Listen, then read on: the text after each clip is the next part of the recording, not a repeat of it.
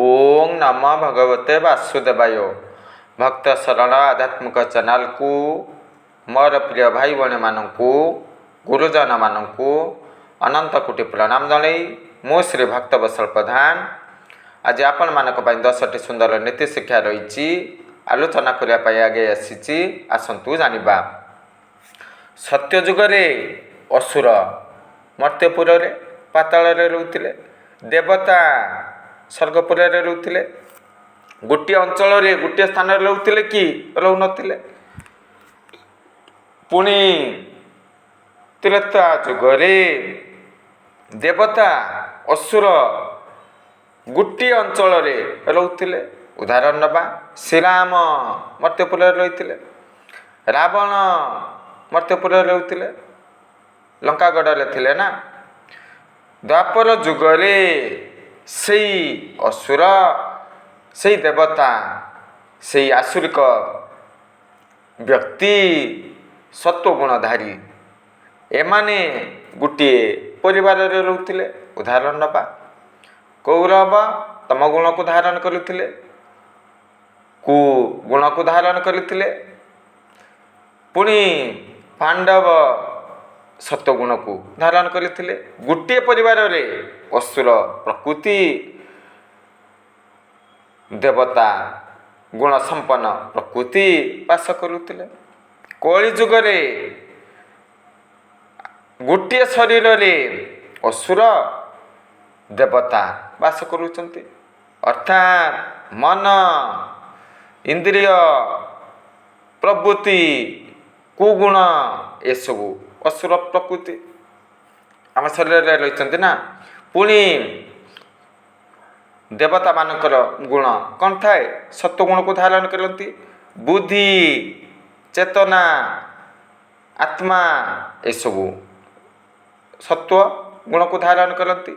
जदि ये जीव अंतर्मुखी हुई जीव निश्चित भाव में ईश्वर कृपा हासिल कर गोटे शरीर रे असुर देवता वास करुँच सब जानिलु। द्वितीय अहंग्रे बसीभूत हिरण्याक्ष हिरण्यकश्यप रावण कुंभकर्ण कंसासुर पुणी कौरव वंश विनाश होता।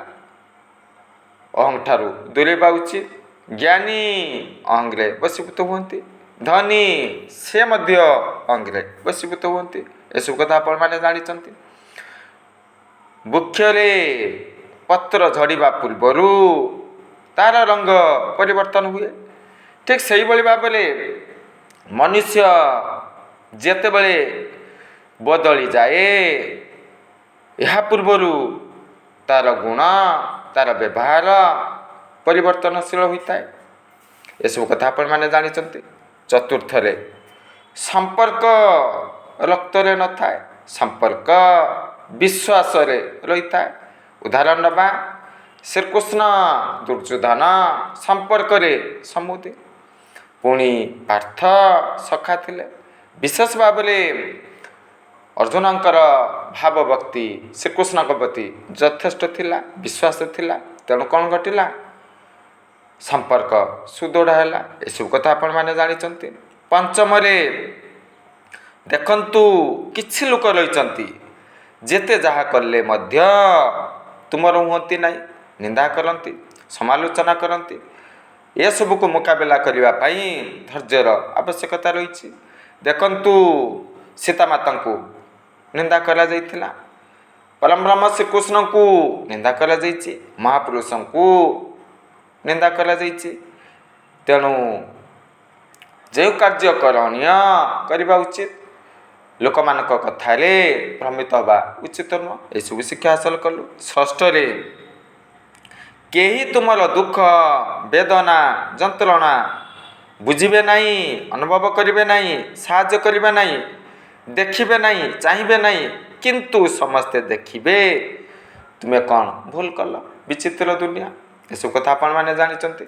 सप्तम समय बड़ बलवान समय केतेबेले काहाकू केउ परिस्थिति रे ठिया करिबा कोई हुए ना। देखंतु कृष्णा द्रौपदी माता पुणी पांडव କୁନ୍ତି ମାତା ବଣକୁ ଗମନ କରିଥିଲେ, କେତେ କଷ୍ଟ ଦୁଃଖ ସହ୍ୟ କରିଥିଲେ, ପୁଣି ଅନ୍ତିମ ପର୍ଯ୍ୟାୟରେ ସବୁକିଛି ହାସଲ କରିଥିଲେ। ଏସବୁ କଥା ଆପଣମାନେ ଜାଣିଛନ୍ତି। ତେଣୁ ଖୁସି ହେବାର ନାହିଁ, ଗର୍ବ କରିବା ଉଚିତ ନୁହଁ, କିମ୍ବା ଦୁଃଖରେ ଭାଙ୍ଗି ପଡ଼ିବା ଉଚିତ ନୁହଁ। ଅଷ୍ଟମରେ ବିଚିତ୍ର ସଂସାର, କେହି କାହାରି ନୁହନ୍ତି। ସମସ୍ତେ ନିଜର ସ୍ୱାର୍ଥକୁ ଗୁରୁତ୍ୱ ଦିଅନ୍ତି। ଯଦି କୌଣସି ବ୍ୟକ୍ତି ଅନ୍ୟକୁ ନିଜର କରିବା ପାଇଁ ଚାହାନ୍ତି, ସେହି ବ୍ୟକ୍ତି ଅନ୍ୟମାନେ କଦାପି ନିଜର ହୁଅନ୍ତି ନାହିଁ। ଉପକାର ଯଦି ଆମେ ଅନ୍ୟକୁ କରିବା, ଯେତେବେଳେ ଆମର ବିପଦ ପଡ଼ିବ ସେମାନେ ଦୂରେଇ ଯାଆନ୍ତି, ବିପଦରେ ଉଦ୍ଧାର କରନ୍ତି ନାହିଁ। ଏହିସବୁ କଥା ଆପଣମାନେ ଜାଣନ୍ତି। ପୁଣି କ'ଣ କରିବେ? ନିନ୍ଦା କରିବେ, ସମାଲୋଚନା କରିବେ, କଟୁବାକ୍ୟ ପ୍ରୟୋଗ କରିବେ। ଏହିସବୁ ପ୍ରକ୍ରିୟା ଚାଲିଥାଏ। ନବମରେ ଖରା ବର୍ଷା ଯଦି ମିଶ୍ରଣ ଘଟେ ଇନ୍ଦ୍ରଧନୁ ସୃଷ୍ଟି ହୁଏ। ଠିକ୍ ସେହିଭଳି ଭାବରେ ଜୀବନ ରହିଛି ମାନେ ସୁଖ ଆସିବ, ଦୁଃଖ ଆସିବ। ତାହା ହିଁ ଜୀବନ ସହ୍ୟ କରିବା। ଅନ୍ୟ ସହିତ ନିଜକୁ ତୁଳନା କରିବା ଉଚିତ ନୁହଁ। ପ୍ରକୃତ ସୁଖ ଶାନ୍ତି ମିଳିବ। ଏସବୁ କଥା ଆପଣମାନେ ଭଲ ଭାବରେ ଜାଣିଛନ୍ତି। ଦଶମରେ ଭଡ଼ା ଘରେ ଯଦି ଆମେ ରହୁଛେ, ଯେତେ ସଜେଇଲେ ସେ ଗୃହଟି ଆମର ହୁଏ କି ହୁଏ ନାହିଁ। ଶରୀର ଭଡ଼ା ଘର, ଆତ୍ମା ଆମର ନିଜର ଘର। ଅନ୍ତର୍ମୁଖୀ ହେବା ଦରକାର। ଅନ୍ତର୍ମୁଖୀ ହେଲେ ଈଶ୍ୱରଙ୍କର କୃପା ମିଳିଥାଏ। ଭଗବାନ ଆମକୁ ଭବସାଗରରୁ ଉଦ୍ଧାର କରନ୍ତି। ଦେଖନ୍ତୁ, କିଛି ଲୋକ ରହିଛନ୍ତି, ସେମାନଙ୍କୁ ଯଦି ଆମେ ଉପକାର କରିବା, ଧନ ପ୍ରଦାନ କରିବା, ବିପଦ ସମୟରେ ସାହାଯ୍ୟ କରିବା, ଏସବୁ ପ୍ରକ୍ରିୟା ଯଦି ଆମେ ଆରମ୍ଭ କରିବା, ସେମାନେ କ'ଣ କରିବେ? ଭୁଲିଯିବେ, କଦାପି ନିଜର ହେବେ ନାହିଁ। ତେଣୁ ଈଶ୍ୱରଙ୍କଠାରେ ଭାବଭକ୍ତି ରଖିବା, ସତ୍ୱଗୁଣକୁ ଧାରଣ କରିବା, ଏହିସବୁ କାର୍ଯ୍ୟ କଲେ ନିଶ୍ଚିତ ଭାବରେ ଭଗବାନ ଆମମାନଙ୍କୁ ଉଦ୍ଧାର କରିବେ। ଏହିସବୁ ଶିକ୍ଷା ହାସଲ କଲୁ। ଜୟ ଜଗନ୍ନାଥ।